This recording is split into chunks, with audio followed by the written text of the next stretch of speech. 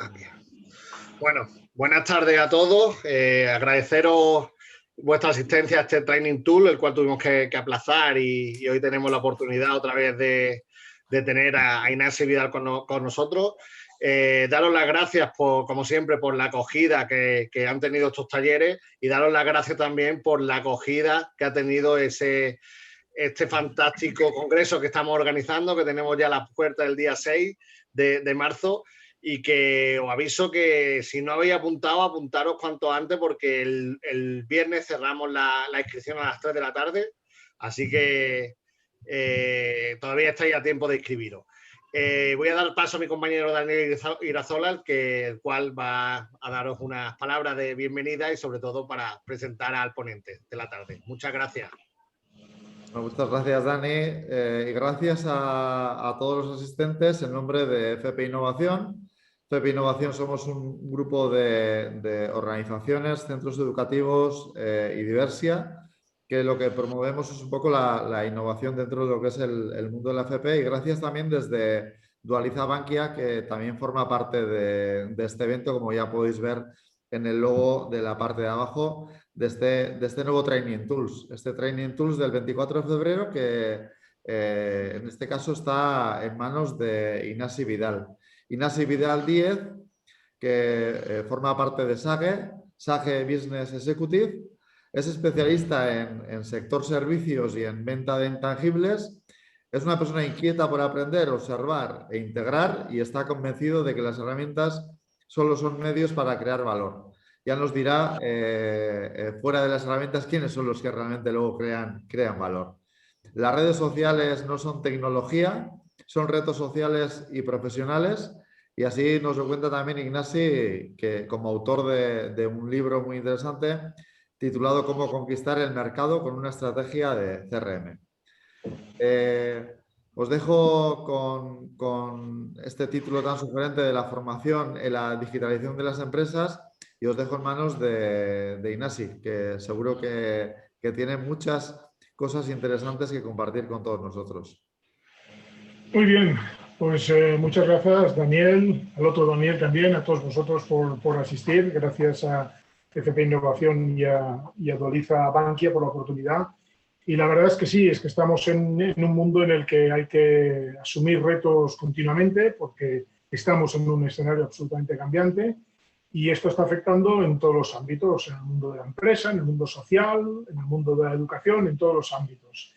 Efectivamente, eso es un reto en sí mismo y bueno, en esto estamos, seguir adaptándonos a toda esta realidad pues, que va emergiendo y que nos va abrazando de alguna manera. Se me invitó a hacer esta ponencia que me parece muy interesante porque es verdad que está muy conectada la realidad educativa con la realidad de las empresas. Yo lo vivo en primera persona porque dentro de mis funciones hay una que es la de ser manager de SAGE Educa, que es una iniciativa que tenemos dentro de SAGE de intentar aproximar nuestras soluciones digitales, nuestras soluciones para pymes al mundo educacional, al mundo formativo, sea reglado o sea, digamos, ocupacional o de mejora profesional, ¿no? Y entonces te das cuenta cómo esto realmente está muy, muy enganchado.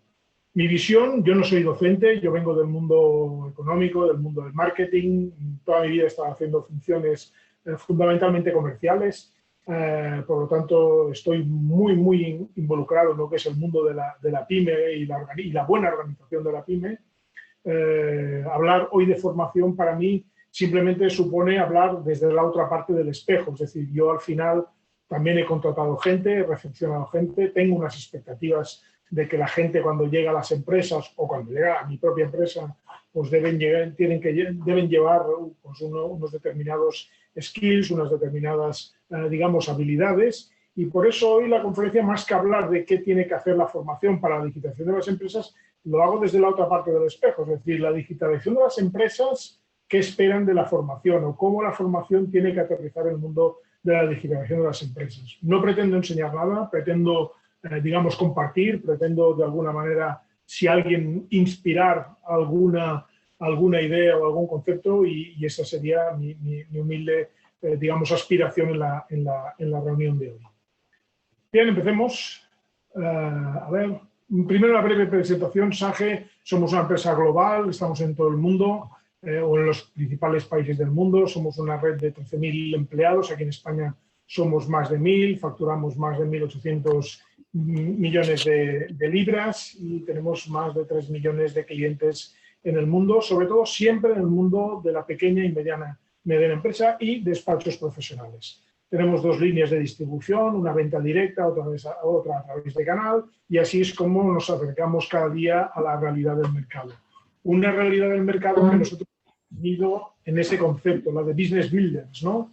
Es decir, queremos no vender software, que esto es lo que podía hacerse pues, hace 15 o 20 años, sino que queremos construir con aquellas personas, con aquellas organizaciones que quieren construir negocios, cómo nosotros podemos ayudarles a impulsar, a gestionar, a crecer, digamos, este tipo de negocios, ¿no? En el ambiente de la pyme, donde somos, lógicamente, especialistas. No vamos a la gran empresa. Entonces, ese sello de Business Builders a mí particularmente pues me gusta mucho porque nos aproxima mucho a la realidad de los negocios, ¿no? De cómo el éxito de una empresa no es tan solo vender, no es tan solo producir, no es tan solo relacionarse, sino que es una combinación de cosas en la cual hasta ahora el capital humano era muy importante y en este momento también emerge de una manera muy importante lo que es la digitalización, las herramientas, pero no por separado, sino absolutamente imbricada una cosa con la otra. El capital humano sin la digitalización o la digitalización sin el capital humano, nadie se lo puede imaginar, no tiene ningún sentido. Por lo tanto, ese es el concepto. Tenemos soluciones en la gestión de contabilidad, facturación, gestión, finanzas, recursos humanos, nómina, gestión de pagos y relación con los bancos, soluciones en la nube, soluciones conectadas, en fin, tenemos todo un abanico de productos que sitúan a las distintas áreas funcionales de la empresa a la hora de gestionar, controlar y desarrollar su actividad empresarial. Hasta aquí la presentación. Y aquí os enseño esta imagen. Esta imagen es una imagen que me ha gustado y que me ha acompañado muchas veces. Familiarmente tengo dos hijos, los dos, el que tiene menos ya tiene 25 años, con lo cual ya la época de ver Toy Story con mis hijos pues ya queda un poquito lejos, pero ahí es donde empezó la historia. Si vosotros habéis visto esta película, que confío que sí que la habéis visto todo, porque es una auténtica obra maestra, este es el momento en el que el Buzz Lightyear se encuentra con Woody, que es el cowboy, ¿no? Y el cowboy se ríe del estrafolario, en este caso que es el Buzz Lightyear. Un bicho que es tecnológico, lleno de botones, con láseres, que enseña aquí en el brazo y tal, y que el Woody, que hasta ahora estaba en su zona de confort y cómodamente acompañado de todos sus juguetes, de todos sus amigos, pues le llega aquí un competidor que dice, este no va a comerse ni un torrado, este no va a triunfar para nada con esta pinta y con esta propuesta. Todos sabéis que la película se desenvuelve a partir de cómo cambia la tortilla, cómo los clientes prefieren comprar o adquirir la relación con Buzz Lightyear y de ahí, de alguna manera, el estado que toma, en este caso, Woody, viendo cómo su posición de poder se ha desplazado hacia un integrante extraño con una propuesta nueva. Pues esto me parece es una alegoría muy clara de lo que está pasando hoy en muchas empresas, en mayor o menor medida, o está pasando en mayor medida también en profesionales, en las propias personas. Y ahí ya no es una cuestión generacional, es decir, yo ahí también aplicaría generaciones nuevas, generaciones jóvenes, que a pesar de que están muy integrados, por ejemplo, con los dispositivos de movilidad, pues no acaban de apreciar o pueden llegar no acabar de apreciar lo que la tecnología en sí mismo les puede ofrecer. Y llegan incluso a reírse. Y eso, tarde o temprano, pasa factura a no ser que tomes soluciones. Mirad, hay una auténtica tormenta perfecta que se está desarrollando en estos momentos. Es una tormenta como nunca ha existido en la historia de la humanidad, y lo digo porque si bien la revolución industrial, la máquina a vapor, la electricidad, etcétera, pues fueron auténticos hitos en la historia de la humanidad y auténticas bombas, digamos, de transformación en la sociedad, nunca ha sido comparable a lo que está sucediendo ahora, por dos razones: por el impacto que tiene y por la velocidad con la que se suceden las cosas. Las personas que vieron la primera bombilla, para que me entendáis, la primera luz incandescente, no la vieron en las calles como alumbrado público, porque tuvieron que pasar una serie de años en que las infraestructuras, la distribución, la luz, etcétera, diera camino a ver que aquel invento extrafalario que se veía ahí de una bombilla incandescente fuera un bien de uso público en las propias calles. Hoy no. Hoy estamos hablando aquí de unos inventos que hace 5 años no existían. Nadie hablaba hace 5 años de blockchain o hace 10 años de Internet de las Cosas o el 5G, por ejemplo. Y hoy por hoy el cloud computing, meter todos los datos en la nube, como el Big Data, la gestión de enormes cantidades de datos que facilitan, porque es materia prima, porque es gasolina, a esa inteligencia artificial que está cayendo cada vez más, no en grandes proyectos y en cosas absolutamente grandilocuentes, no, en realidades muy pequeñas, muy concretas. Ayer mismo leía un artículo que decía, por ejemplo, que los abogados tenían peligro su puesto de trabajo con la inteligencia artificial. O, por ejemplo, incluso hasta los jueces. Digo, hombre, quizás nos estamos pasando. Y el articulista decía que no, que la propia inteligencia artificial, por ejemplo, los juicios de separaciones entre parejas, como al final lo que tiene que pagarse y cómo tiene que relacionarse se puede reducir en un algoritmo, ¿por qué no un porcentaje muy alto de estas resoluciones puede ir determinado por inteligencia artificial? El Internet de las Cosas, el blockchain, el 5G, hablamos del 5G como un gran avance, que lo es y que va a condicionar muchas propuestas tecnológicas y sociales que tenemos, pero hoy por hoy ya hay alguna cosa por encima de esto, que es todo la Internet por microsatélites, que está llegando, que se está empezando a desarrollar y que va a tener un impacto muy grande. Y solamente eso hago una reflexión: el 5G en las ciudades está muy bien, pero en los campos y en los mares no hay 5G. En cambio, el Internet vía satélites, por redes de microsatélites, va a extender el Internet en todo el mundo, en mares, en desiertos, en el campo, y eso es una transformación bestial a la hora ya no tan solo de las relaciones sociales como de las propias relaciones de profesionales, ¿vale?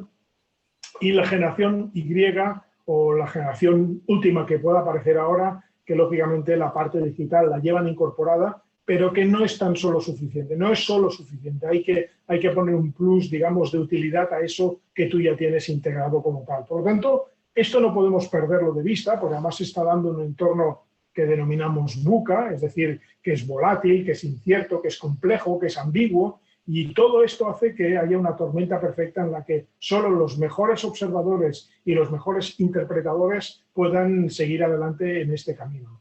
Evidentemente, la docencia, y ahí me pongo en vuestro terreno, tiene que hacer un digerir todo esto que está sucediendo. Además, lo tiene que hacer de manera anticipada, porque no basta con decir, bueno, yo te echo al mercado de trabajo y ya te lo irás encontrando, porque esto será dentro de 5, de 10 o de 15 años. No. Es que lo que estás explicando hoy, dentro de 2 años se lo puede encontrar enfrente suyo, con lo cual, igual hoy no puedes todavía explicarlo, pero tienes que prepararlo para que cuando se enfrente a ello tenga que poderlo utilizar o lo pueda interpretar. No estamos hablando de crear grandes ingenieros que desarrollen cualquier cosa de las que veis aquí, sino que hablamos en el primer nivel de poner a personas que sean capaces, 1, de no asustarse con todo esto, 2, de saberse relacionar en términos de normalidad.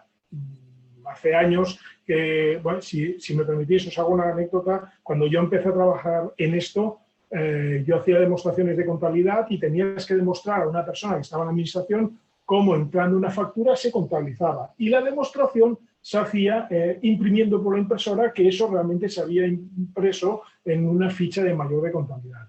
Hoy por hoy las demostraciones de contabilidad no se hacen así, sino que se hacen viendo cómo te conectas con tu cliente, cómo te conectas con tu banco, cómo haces conciliación bancaria automáticamente. Entonces, ¿es un problema? ¿Tú eres ingeniero para hacer eso? No, sino que eres el mismo administrativo con unas competencias y con unas habilidades y con una mente y con unas ganas, digamos, de aprender e integrar en las realidades actuales todo aquello que en este caso te ofrece el mercado de trabajo o el mercado profesional. Mira, he querido recurrir a este índice, el índice DESI, que se llama. Es un índice que la Unión Europea saca cada año, es el Digital Economy and Society Index 2020. Esto salió a mitad del año pasado. No está todavía incorporado el efecto COVID, que sin duda será muy fuerte. Y aquí nos dice que de los 29 miembros de la Unión Europea, España, en el año 2020, estamos en la posición 11. Hemos bajado un punto respecto al año 19 o el año 18, con una puntuación ponderada de 57,5, cuando la puntuación de la Unión Europea es de 52,6. Es decir, estamos por encima, pero estamos en el puesto número 11 de 29. Esto, bueno, estamos por encima de la media en número de países. Yo creo que en este aspecto la valoración yo no la haría negativa. Si repasáis aquí, después os pasarán, supongo, la presentación, os la pasaré para que la podáis ver. Si no, podéis descargaros este informe. Es un informe de 110 páginas muy detallado.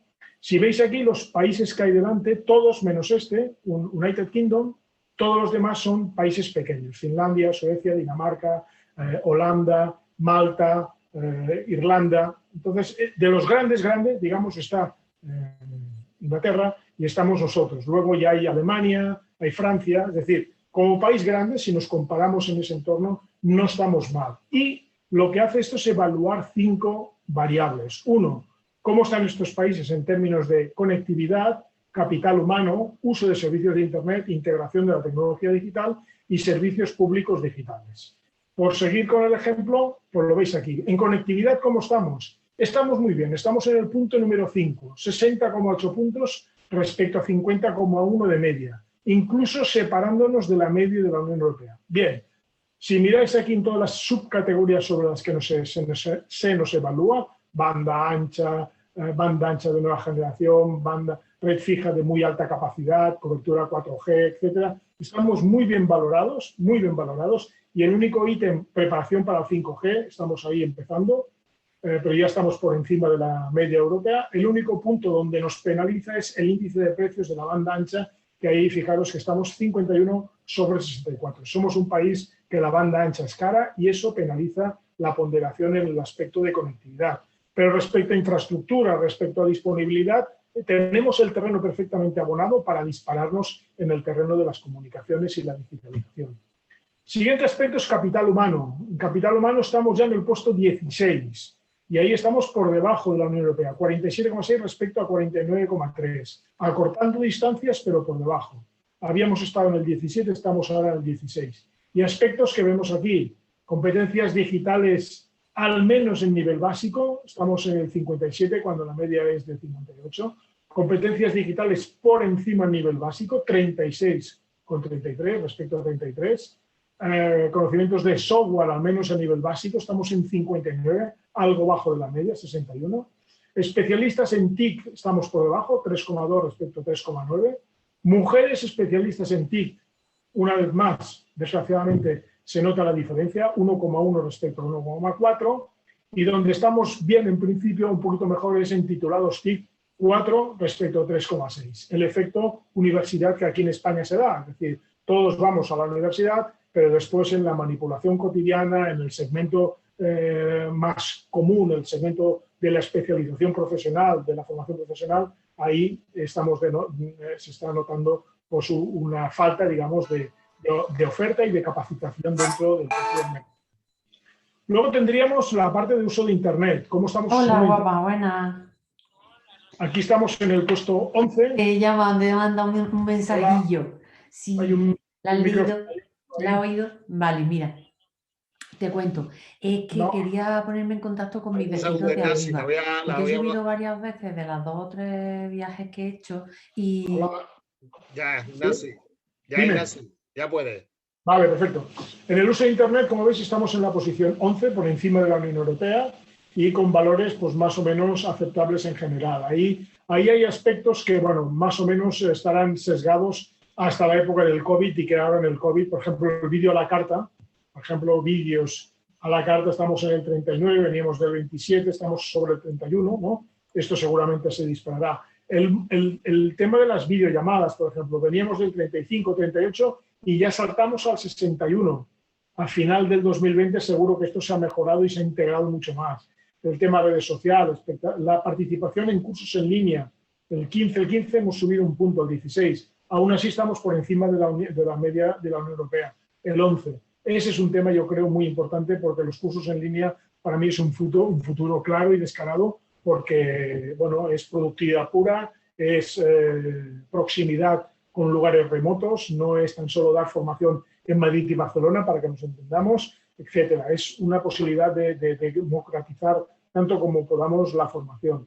La banca está en un 60 sobre 66, las compras ya compramos al 64 sobre 71 y en ventas estamos por debajo, 15 sobre 23, con lo cual Internet está ahí en línea. Luego tendríamos la parte de integración tecnológica digital, todo lo que es intercambio electrónico de información, redes sociales, macrodatos, la nube, estamos por debajo, 16 sobre 18, hemos perdido desde el 2018. Pymes que realizan ventas en línea, estamos al 20, 18, este año estamos en el 19, falta mucho recorrido. Las grandes empresas sí que están haciendo mucho más comercio electrónico que las pymes y eso es una gran ventaja competitiva para las pymes. El gran problema que tienen las pymes es que para gestionar eso se necesitan recursos no altamente cualificados, pero sí altamente motivados, por ejemplo, ¿no? Porque al final, donde no llegas tú, pues llega la subcontratación, por ejemplo, ¿no? Y cómo crear una tienda electrónica, cómo hacer comercio electrónico puede ser motivo para ampliar unos mercados que de otra manera ni podría sospechar y que de esta manera sí que son posibles acceder, ¿no? El volumen de negocios respecto al comercio electrónico, estamos en un 9%, y la venta transfronteriza en línea está al 7%, es decir, la venta entre países, ¿no? Yo estoy aquí en España, pues quiero vender en Francia a través de tecnología digital. Está bajo todavía. Pero esto va a ser común y absolutamente democratizado, vamos, esto va a ser globalizado. Claro, eso tiene un efecto muy especial, por ejemplo, con las tiendas de proximidad, porque al final ellos también tendrán que replantearse, no cerrar el negocio, sino replantearse la propuesta de valor a su cliente en otros términos, no exactamente simplemente por la transacción pura y dura como hasta ahora teníamos, ¿no? Entonces, modelos híbridos, modelos de propuestas de valor, modelos transversales, modelos de colaboración, en definitiva, modelos, digamos, de reto de negocio que todo el mundo se ve obligado a llevar a término en ese aspecto. Y finalmente, los servicios públicos. Ahí sí que somos unos cracks. Hace años yo ya sigo esta estadística y como lo veis, hemos pasado de la posición 4 a la posición 2 sobre la Unión Europea. Somos los líderes, los campeones en la relación de la administración en distintos ámbitos con el administrado, sea empresa, sea particular. Y así se nos valora y así estamos, en 87,3 puntos respecto a 72. Esto desde el punto de vista, digamos, de los despachos profesionales o incluso desde la propia administración de las pymes, pues no deja de ser también un requerimiento más. Es decir, lo que hasta ahora un administrativo de una pyme pues debía resolver directamente o ir después a la delegación de Hacienda o ir no sé dónde, pues ahora todas estas liquidaciones de IVA, del 347, del sistema inmediato de información, etcétera, todas estas cosas se pueden automáticamente lanzar y conectar directamente con la administración. Y más cosas que están en camino, todo el tema de tesorería, factura digital, etcétera. Todo esto va a ser elementos que van a dinamizar mucho más esa relación con la propia administración. Bien, han llegado los robots, los veis por todas partes, pero ¿hasta qué punto? Pues básicamente hay tres parámetros. Uno, todo trabajo, esté donde esté, que sea peligroso, aburrido o repetitivo, está sujeto a la ley de la robotización. Es decir, al final todo esto se va a convertir en robots. Y los robots no necesariamente son eliminación de puestos de trabajo en términos absolutos. Hay muchos fabricantes de coches que están acreditando, como el otro día leí un informe de General Motors, pues que han adquirido o que tienen en plantilla virtual, para que me entendáis, pues 1.500 robots. Y esto no ha significado 1.500 personas menos, al contrario, han incrementado puestos de trabajo porque al final estos robots alguien los tiene que mantener, los tiene que montar, los tiene que programar, etcétera. La diferencia es que se llega a unos estándares de productividad absolutamente inimaginables si esto estuviera lleno con personas trabajando. Hay límites por eso, y los límites también os los digo y los pongo aquí. Todo lo que es la percepción y manipulación, todo lo que sea destreza con los dedos, destreza manual, trabajos en espacios reducidos tendrán una limitación en la robotización. Todo lo que es relativo a la inteligencia creativa, originalidad, bellas artes, todo esto que en tu trabajo puedas desarrollar de creatividad va a ser un stop a la propia robotización, porque en principio hasta ahora los robots no crean, sino que ejecutan algoritmos. Veremos cosas, porque ya se está hablando de robots con inteligencia artificial capaces de crear novelas o capaces de crear canciones de música a partir de una serie de patrones y algoritmos, y lo veremos, pero sí que es verdad que el que tenga la originalidad y que tenga aquel componente de bellas artes, esa inteligencia creativa pues va a poder subsistir a pesar de los robots que pueda haber. Y luego todo lo que corresponde a inteligencia social, ¿no? Percepción social, negociación, persuasión, asistencia y cuidados a los demás. Entonces, todo lo que sea configurar personas, alumnos, estudiantes al futuro, estos pueden ser un primer indicador en la medida que aquello en el que tú te especialices de esas habilidades, pues de alguna manera estarás no vetando a los robots, pero sí conviviendo con los robots, porque hay cosas que un robot hoy por hoy y a corto plazo es previsible que no pueda realizar, ¿no? En el mundo de la pyme en general, más allá de alguna actividad concreta que podamos interpretar aquí, pero fijaros como el tema de la negociación y la persuasión, yo que vengo del mundo comercial, pues sigue siendo un valor muy estimable y que difícilmente un robot, un chatbot, podrá tener con mis clientes. Mi relación con mis clientes es mi relación, no una relación, es mi relación. Y cuando se dirigen a mí, incluso no se dirigen a Sage, se dirigen a Ignasi de Sage, es decir, el tema está mucho más personalizado porque en este caso hemos sido capaces de incorporar en la relación unos aspectos de negociación, de percepción social, de persuasión, que hace difícil que un chatbot que aparezca en una página web pueda llegar a sustituirme, al menos de momento. Pero estos son parámetros a tener en cuenta a la hora de hablar con las personas que se están preparando para ese futuro inmediato. La transformación digital nos va a afectar a todos, tanto interna como externamente, y es un reto muy, muy complejo que afecta no tan solo en poner una herramienta, no tan solo en poner un ordenador, un acceso a Internet, sino que afecta a muchos ámbitos y parámetros. Mirad, os quiero enseñar este gráfico. Este gráfico hace muchos años, esta imagen la elaboré hace muchos años, y es lo que yo llamo el espacio de creación de valor, ¿vale? Yo, por ejemplo, imaginaros que yo tengo que preparar una oferta a un cliente. Esa oferta puede tener un sitio en el espacio, que será una combinación de tres variables. Una, ¿cómo hago esta oferta? Es decir, la automatización. Puedo hacerlo a mano, con una máquina de escribir, con un Word, con un RP, con un programa de asistente automático. Dependerá de qué nivel de, digamos, de automatización tenga.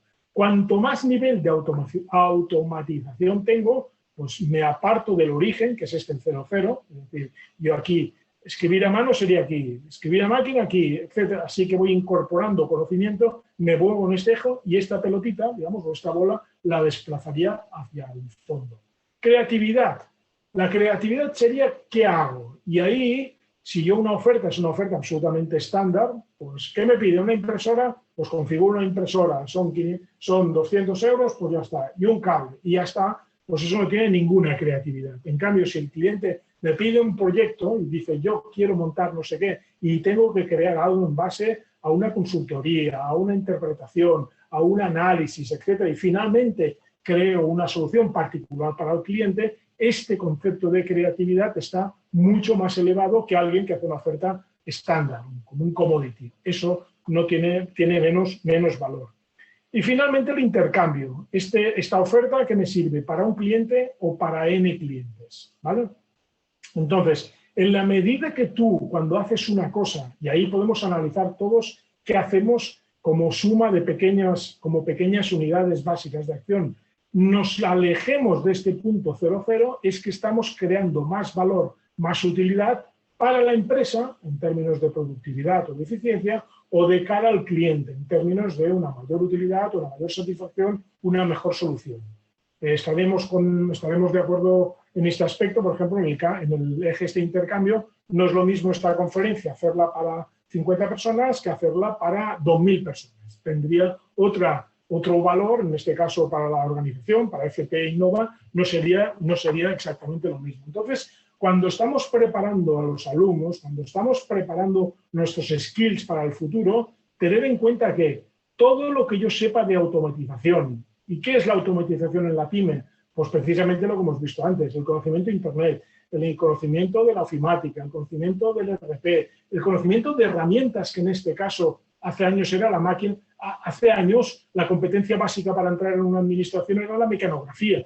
Hoy por hoy eso ya no, nadie lo plantea. En este momento las competencias básicas son precisamente eso, el poder trabajar pues con ofimática, poder trabajar con Teams, poder trabajar con el SharePoint, poder trabajar con Excel, con PowerPoint, etc. Entonces, ese conocimiento aparte de los conocimientos contables o de administración o legal o lo que corresponda, ¿no? Pero más allá de esto también toda la capacidad de relacionarnos con otros entornos, digamos, de conocimiento, lo que sea. La creatividad y el intercambio. Mira, en este intercambio, en el concepto de este intercambio, cómo en este momento el capital de conocimiento, el capital de relaciones que tienen las personas, hay sitios que pasa a ser importante. Si vosotros tenéis una cuenta de acceso a LinkedIn y hacéis lo que sería un concepto de desarrollo de marca personal, LinkedIn incluso tiene el concepto que se llama de Social Index, Social Selling Index, en la cual te puntúa en base a tu actividad, número de relaciones, etcétera, dentro de LinkedIn te da un número. Y entre 1 y 100 tienes un número asignado, el 70, el 80. Hay puestos de trabajo, hay empresas hoy por hoy que lo primero que preguntan, o primero, los segundos igual, alguien que quiere acceder a un puesto determinado de trabajo, preguntarle o acreditar qué índice de relación social tiene, porque al final lo que estás comprando a alguien es uno con una cartera personal, con una marca personal, en fin, estás comprando una agenda también, ¿no? Con lo cual las relaciones son importantes. En el mundo comercial sería muy evidente, pero en cualquier otro mundo también, es decir, al final un contable, un financiero, un director de fabricación, de producción, si tiene una red de contactos que puede intercambiar conocimiento, que puede trabajar de manera transversal, también será un elemento de valor añadido.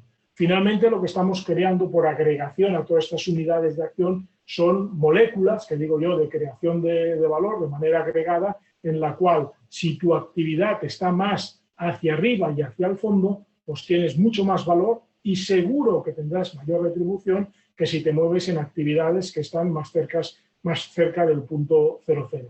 Esa teoría se aplica a las empresas e incluso se aplica a los países. Aquellos países que generan más patentes, que generan más conocimiento, que tienen mejor educación, y ahora el mundo ya es como un pañuelo, no hace falta ser un gran país como la China para tener una gran tasa de transacción, sino que Internet te permite ver el mundo como un patio de vecinos, pues lógicamente esos países que desarrollan eso, como puede ser Corea del Sur, son países que se mueven claramente en estos segmentos de aquí arriba, y sus índices de riqueza, de confort, de relación social y tal, pues son, ya no voy a decir mejores, pero sí que son distintos respecto de otros países. En el mundo de la empresa va a pasar exactamente igual.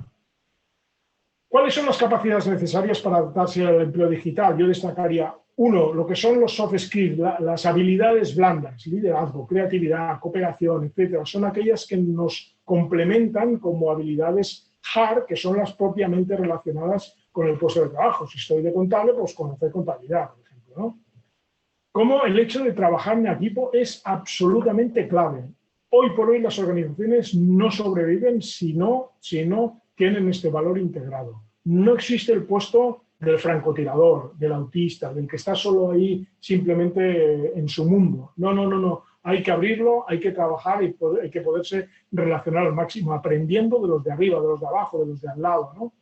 Ser autónomos también. Es decir, no necesitas que haya un jefe o que alguien te esté ahí dando... Es necesario esa actitud o ese planteamiento de ser autónomos, y de autónomos por automotivarte, por autofuncionar, y autónomos también incluso por crear autoiniciativas, es decir, no, es que, pues si ves algo que no funciona o es algo que crees que puedes mejorar, ¿por qué no plantearlo? ¿Por qué no lanzarte? ¿Por qué no tomar esa iniciativa, ¿no?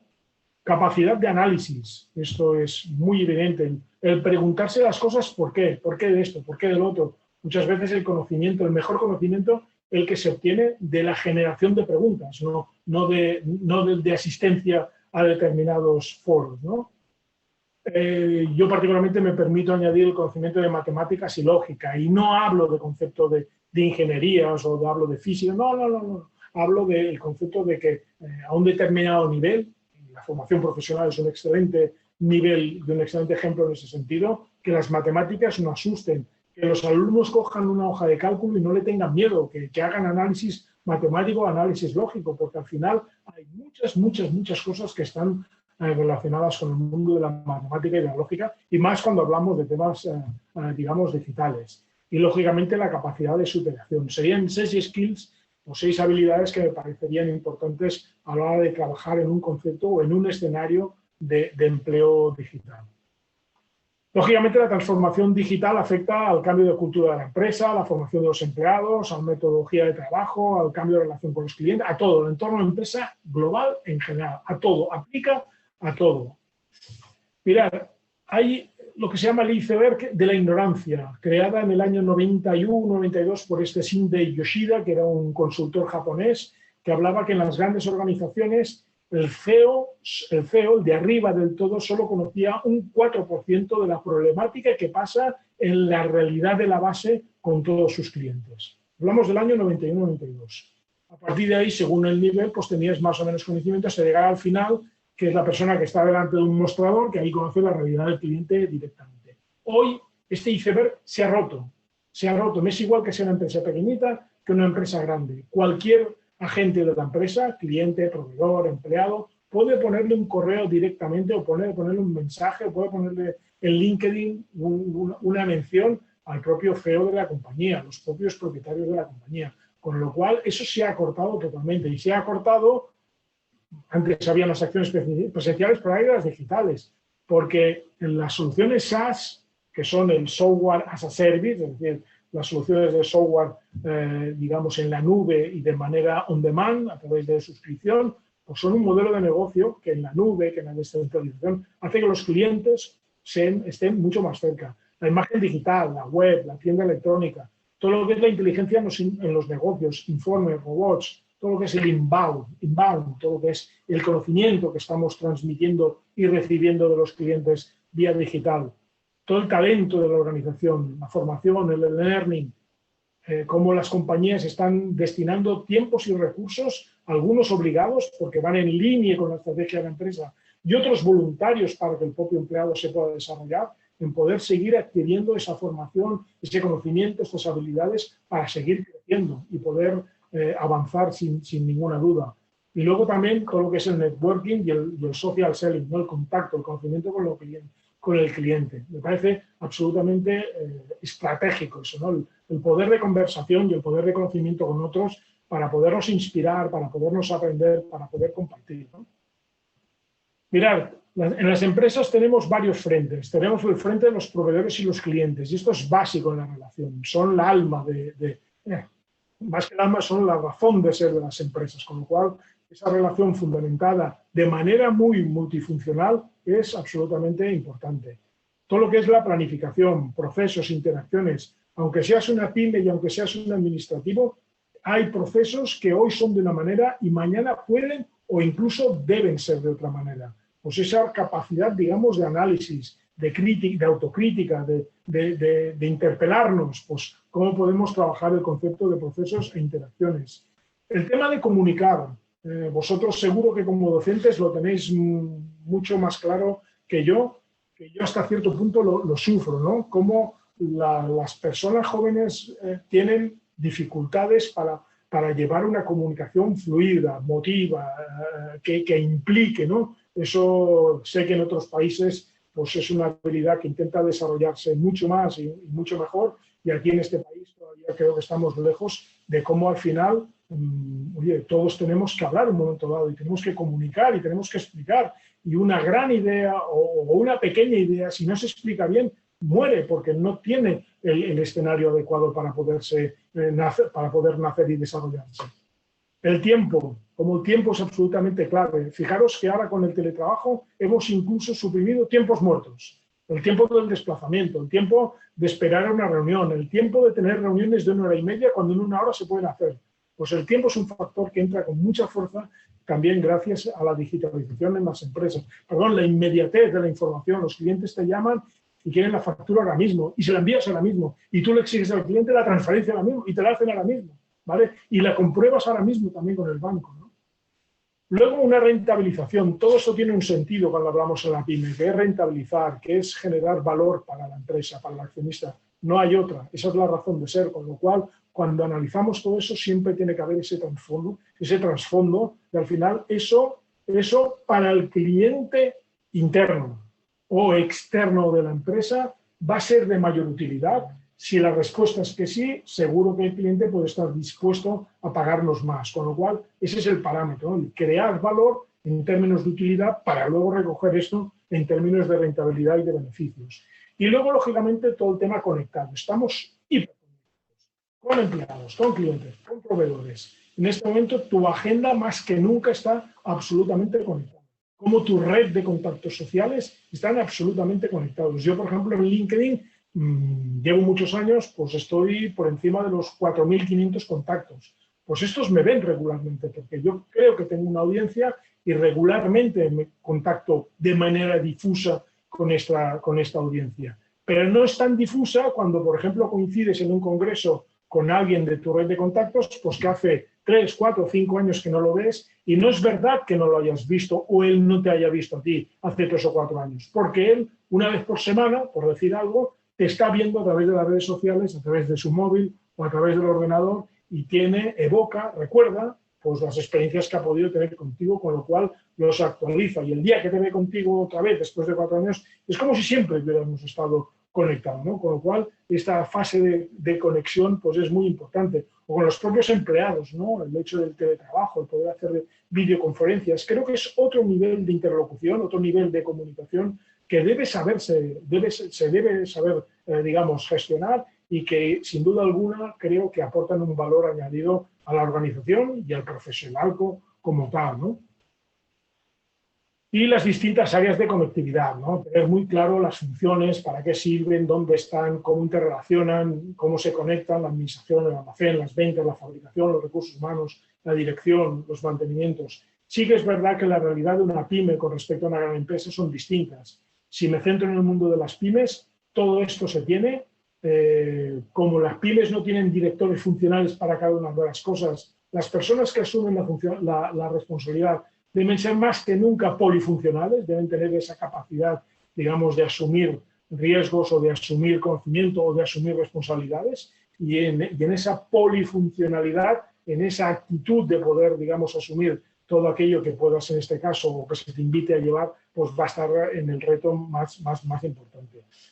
Me gustaría ir acabando con 2 cosas. Esta es una, decir que la transformación digital es un reto de negocio. Yo poner el mejor ordenador, el mejor software, el mejor robot, la mejor inteligencia artificial, el mejor cualquier cosa, si detrás no hay un modelo de negocio, no sirve absolutamente para nada. Al contrario, yo creo que la pregunta tiene que ser, cuando yo me planteo la digitalización, no de una empresa, porque eso es un concepto muy difuso, sino de un área concreta, de un proceso concreto, de algo muy definido, más que hablar de la herramienta como tal, y con eso ya conformarme que estoy digitalizado, es sobre todo ver, gracias a esto, cómo puedo yo hacer mejor negocio, otro tipo de negocio en la cual me revierta eso en más dinero o en una mayor satisfacción de mis clientes o en una mejor satisfacción de mis empleados. Por lo tanto, siempre la herramienta, que en sí mismo no sirve para nada, tiene que convertirse en un medio para conseguir un fin,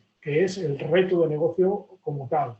Por eso que os decía en esa parte de creatividad que os decía antes, hoy por hoy está mucho más valorado y está mucho más percibido el hecho de que alguien sea capaz de coger una herramienta y transformarla en una oportunidad, que no alguien que sepa simplemente utilizar una herramienta. Porque al final esa herramienta, a lo mejor el día de mañana queda absorbida por otra herramienta que ya no es necesario ni la persona que utiliza la herramienta principal. Con lo cual, siempre esa labor de interpretación, de generación de valor, de creación de utilidad va a ser clave, teniendo en cuenta, en este caso, en el siglo que vivimos, utilizando las herramientas pues, que van llegando a nuestro acceso, a nuestra realidad. Y nada, acabar con esta fotografía. Al principio os dije que la historia había ido un poco chunga durante toda la película, pero al final de la película acaba bien, acaban colaborando, acaban haciendo un dúo y creo que es una alegoría muy clara y muy correcta de decir, al final la tecnología está muy bien, las personas también están muy bien y en esa dualidad, con funciones repartidas, con funciones definidas, de acuerdo a la realidad en la que estamos trabajando, pues puede hacer que volemos y vayamos hasta más allá y al infinito, como decía la película, ¿no? Por eso quería acabar de esta manera. Gracias. Muchas gracias, Ignasi. Una gran ponencia y bastante interesante. Vamos, has dado ahí ahora mismo un toque de actualidad de todo lo que viene o está ya. No sé si hay alguien que tenga alguna pregunta, si no, yo sí me gustaría hacer una. Ahora, Ignasi, ¿alguien quiere hacer una pregunta? ¿Sí? ¿No? Si no, yo sí te la hago, Ignasi. A nivel educativo, ¿cómo pueden, digamos, los docentes o la administración ponerse al día de todo lo que viene? Porque esto ha sido una bomba y digamos que la digitalización, se hablaba de ello, pero esto ha sido un tsunami, digamos, que ha arrasado ya con todo. Es decir, ha venido, como hemos hablado antes, para quedarse. Y claro, ahora los profesores o docentes, incluso la educación, tiene que acelerarse a un ritmo veloz para ponerse al día de todo lo que ya está solicitando las empresas. ¿Tú crees que el sistema educativo como tal, ¿vale? No, como has dicho antes, hay cosas que funcionan, pero hay cosas que tienen que acelerarse? ¿Estamos enseñando cosas que están al día, digamos? A ver si me explico. Sí, no, te entiendo perfectamente. Es decir, bueno, ¿estamos al día de lo que ahora mismo están pidiendo las empresas? Mira, déjamelo aterrizar a un concepto muy concreto y muy empaquetado, ¿no? Que es el concepto del inglés. El inglés, todo el mundo sabemos que estamos de acuerdo que el inglés es necesario absolutamente en el mundo en el que estamos, ¿no? Absolutamente necesario. Sí. El sistema educativo está preparado para que los alumnos, cuando salgan en un determinado grado, dominen y hablen correctamente el inglés. Cada día más, pero ahí los primeros que tuvieron que dar su paso al principio fueron los centros docentes, adecuando las estructuras, adaptando los profesores, teniendo profesores con competencias, etcétera, ¿no? En el tema de la digitalización yo creo que es más complejo, porque no es cuestión de hablar un idioma, es que estamos hablando de conocer muchos idiomas y en muchos casos ni siquiera es cuestión de hablar de estos idiomas, sino que es cuestión de saber hablar con los que hablan estos idiomas. Es decir, si tu visión es la de ir a una carrera, una ingeniería, por ejemplo, pues efectivamente acabarás dominando un idioma, el que sea, el de la inteligencia artificial. Si tú te dedicas a una carrera como económicas, por decir algo, o como derecho, o si te dedicas a la formación profesional con habilidades, digamos, operativas, que también hay tecnológicas, pero algunas de ellas más transversales, más productivas, ya no es cuestión de que sepas programar o no, es cuestión de que tengas las suficientes habilidades como para, uno, que no te asuste nada, dos, que te enfrentes a ello y tres, que intentes sacar el mejor partido de esta cuestión, ¿no? Es decir, yo empecé mi carrera profesional en el año 85, había hecho la carrera de económicas y nunca había visto un programa de contabilidad. Yo me examinaba haciendo las típicas test de contabilidad y los exámenes eran la manopla y yo no vi nunca un programa de contabilidad. Y cuando entré en la empresa de informática en la que entré, pues lo primero que me dieron, Ignasi, ¿tú sabes de contabilidad? Sí. ¿Tú sabes de nóminas también? Pues aquí tienes el programa. Bien, yo no era programador, pero entendí que aquello era una interface de relación a partir del conocimiento que yo tenía. Ni me asustó, ni me acomplejó, ni nada. Me puse ahí. Y a partir de ahí ya empezar a ir más allá de la propia propuesta que te puede hacer el programa de contabilidad. Con lo cual, quiero decir, no es cuestión de enseñar funcionalidades, es cuestión de intentar enseñar oportunidades. Que eso la docencia en general cada día se hace más. De la época de hace 30 o 40 años, que se explicaban reglas y conceptos e ideas y los reyes godos, ahora mismo la educación ya no va por estos caminos. Se intenta enseñar a pensar, se intenta enseñar a crear, se intenta enseñar a trabajar en equipo, de manera colaborativa. Pues esto, mucho más, mucho más, mucho más, mucho más. Porque además no tenemos ni idea, por ejemplo, de lo que la inteligencia artificial dentro de 10 años nos va a ofrecer.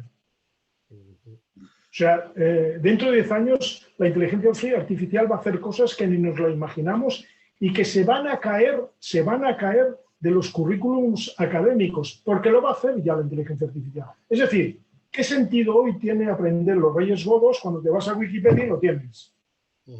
Bueno, si para ti esta es una habilidad habitual, pues acabas aprendiendo de él, la tienes. Pero si es puntual, tú sabes que existieron los reyes godos y luego te vas a internet y lo buscas en Wikipedia o en cualquier sitio autorizado, ¿no? Ya sé que hay críticas con Wikipedia, ¿vale? Pero sí que vengo a referir que el conocimiento ya está en grandes repositorios de conocimiento y que la propia inteligencia artificial va a gestionar también estos repositorios de inteligencia. Los abogados, ¿por qué tienen que conocerse todo el Código Penal? Lo que tendrán es que, a partir del conocimiento que tienen de Código Penal y cómo funciona esto, dialogar con una máquina que sea capaz de ir a buscar sentencias relacionadas con este tema, o incluso si estoy preparando un juicio, que me evalúe al juez qué inclinación tiene respecto a esta sensibilidad de este tema. Ya existen programas que están evaluando a los jueces, por ejemplo, en base a sus sentencias. O en criminología, por ejemplo, en la policía, bueno, en cantidad de ámbitos y cuestiones. Estamos hablando del coche sin conductor. No tengáis ninguna duda que esto va a llegar. No va a llegar, con lo cual estamos hablando de que las personas que salgan al mundo van a tener que tener, sobre todo si tuviera que definir de alguna manera, y perdonadme si no tengo los conceptos académicos como tal, la mente más abierta que nunca, la mente más moldeable que nunca. Y eso es lo que hay que decirles. Oye, os enseño algo que son simplemente herramientas de supervivencia, herramientas de interpretación, herramientas de creación, ¿no? Y luego el mundo te traerá cosas y tú con eso, pues a moldear, ¿no? Ignasi, me preguntan aquí, vamos a ver en el chat, si hay una versión educativa de SAGE que se pueda utilizar. Creo que sí. Sí. Tenemos una versión educativa que se llama SAGE 50 Educa, bueno, SAGE 50 Alumno, que sí, que no hay ningún problema. Aquí tenéis mi correo electrónico. Si me ponéis un correo electrónico, nos conectamos y hablamos. Y sí, en esa versión educativa pretende, pues eso, que el alumno o que incluso el profesor en un formato aula pueda enseñar las funcionalidades que tiene un SAGE 50, que es el programa. Si alguno tenéis un poquito de historia y conocimiento, el antiguo ContaPlus, pues su hijo es el SAGE 50, ¿no? Y es un programa que puede quedar muy reducido simplemente a funcionalidades contables o de facturación, o lo podemos llevar a terrenos mucho más amplios de gestión de stock, de gestión de almacenes, incluso algo de fabricación, gestión con los bancos, tesorería, porque la administración de una empresa cada día es más competitiva. ¿Cuántas empresas han cerrado con lo del COVID? No por culpa del COVID, que muchas han cerrado por culpa del COVID, sino porque ya tenían una enfermedad distinta a la del COVID. Y en la primera curva no aguantaron. Inversiones mal realizadas, flujos de caja no correctos, posicionamiento no bien definido, etcétera, etcétera, etcétera. Decisiones estratégicas que daban una enfermedad a esa organización y que el COVID lo único que ha hecho, desgraciadamente, ha sido acelerar ese proceso, ¿no? Entonces, la administración de una empresa es muy compleja. Hay una componente estratégica muy determinada, pero también hay una componente de administración muy clara, que es, en este caso, nuestras soluciones las que permiten esa visión, digamos, administrativa y de control de la empresa, ¿no? Los típicos KPIs que hablamos, ¿no? Los indicadores de negocio, saber a qué velocidad va tu coche, saber a qué revoluciones, saber a qué temperatura va tu aceite, el aceite del motor, etcétera, ¿no? Son el paralelismo, ¿no? Bueno, ¿hay alguna pregunta más? Si no, yo te voy a hacer la última, Ignasi. Te voy a poner un aprieto. No, que estoy encantado. Venga, no hay ningún problema. Imagínate, Ignasi, que te nombramos ministro de Educación, ¿vale? ¿Qué competencias deberían de ya entrenar estos profesores? Desde ya. Como te he dicho, ¿A los profesores? Exacto. Sí, ellos son, al fin y al cabo, los que tienen relación ahora con los docentes. Sí. Claro, es lo que te he dicho. Ahora, digamos que van a años luz de lo que es lo que te está viniendo, ¿no? A nivel empresarial. Es decir, lo que hay que acortar es el tiempo para que esos docentes consigan ponerse a la misma velocidad o a la misma posición de lo que se está pidiendo fuera, ¿no? Y por eso te decía, si tuvieras que reducir esos tiempos o algunas temáticas que ellos sí o sí desde ya deberían empezar a aprender. A ver, yo no soy docente y menos soy político, ¿vale? Pero por inclinación personal, por afinidad personal, yo en este momento tendría como dos banderas muy grandes dentro del ministerio, por decirlo de alguna manera, ¿eh? Y perdonadme porque, repito, no soy ni docente ni soy político, ¿eh? Pero yo creo que hay dos banderas a nivel país que yo las pondría muy, muy, muy arriba. Una que es la competencia en idiomas, que esto nos permite... O sea, el español es cojonudo, perdón, ¿eh? Está muy bien y además nos da una visión de 300 millones de personas, ¿no? Pero hay todo un mundo que además es el anglosajón, en la cual o tienes inglés o ese mundo para ti no existe. Con lo cual, inglés o alemán, es igual. El conocimiento de idiomas, esta es una bandera clarísima. Y la otra que como país yo fomentaría muy mucho son todas las carreras STEM y STEM en la mujer también, ¿vale? Todas las carreras de ingeniería, matemáticas, física. Eso me parece que para un país, y quien dice carreras de este estilo, permitidme también, y no es por corporativismo con vosotros, pero decir, todo aquello que en formación profesional correlacione también con eso. Es decir, la técnica, vista desde esta manera, me parece absolutamente clave. Creo que el problema de este país es que dentro del Consejo de Ministros solo haya un técnico, que es el astronauta.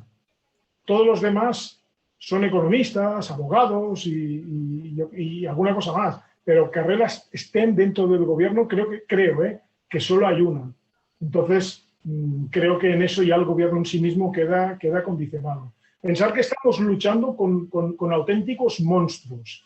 Se estima que en la China, cada año, salen de las universidades más de 500.000 de ingenieros, de los cuales con una disciplina académica y una disciplina formativa absolutamente bestial, que encima muchos de ellos se van a la cuna del conocimiento y la investigación hasta ahora, que es Estados Unidos, se van a Harvard, se van a Boston, etcétera, ¿no? Y vuelven luego a su país. Esa es la guerra.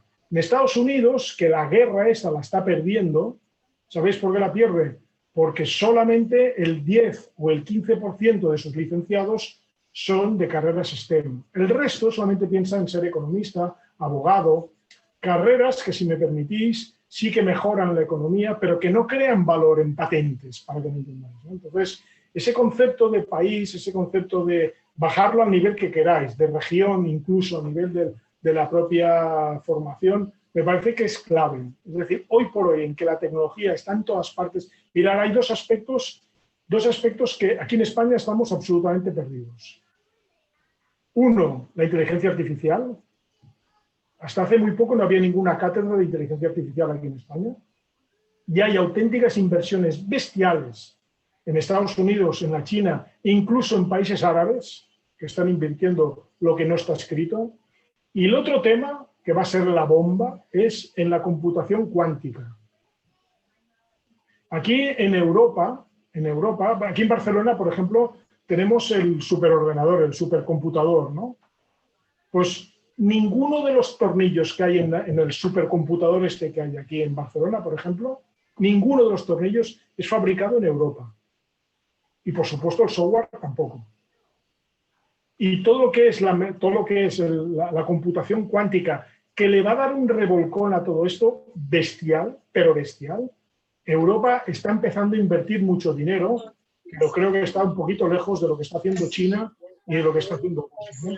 Estamos hablando de otro nivel, pero sí que es verdad que como país tenemos que avanzar y en la realidad pues entiendo que tenemos que ir sobre estas dos banderas. Yo apostaría sobre estas dos banderas, ¿no? La bandera de los idiomas y la bandera de la tecnología, teniendo en cuenta que todo es necesario, pero... Y la última, Ignacio, ya de verdad que te dejo, ¿eh? Pero es que estoy aquí y que me ha fascinado. Ya. Ignacio, ¿y qué papel juega ahora mismo la formación profesional? Porque tú has dicho que es verdad que estamos luchando contra ingenieros universitarios a nivel de China, pero la especialización, también la has comentado antes, que ahora va a tener un papel fundamental, ¿no? Súper importante, porque es que además yo creo que la formación profesional en España, más que en ningún sitio, tiene mucho sentido. Porque lo que no tiene sentido es que alguien haga una carrera de ingeniería y luego vaya a trabajar a una pyme con 5 trabajadores.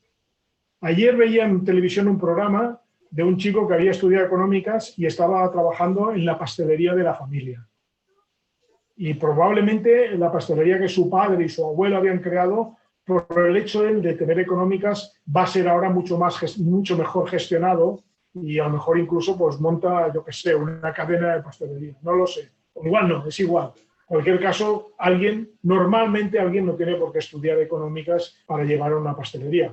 Evidentemente puede hacerlo, pero no es lo que debería correlacionar. Entonces, en el mundo de la pyme, que es el 99% del tejido de este país, las funciones de formación profesional creo que son muy oportunas. Muy oportunas porque marcan el nivel de las exigencias, de las competencias, de las habilidades que se necesitan en una pyme, que no son la de grandes ingenieros cualificados, que si la pyme necesita eso, ya subcontratará a la consultoría o a quien corresponda, ¿vale?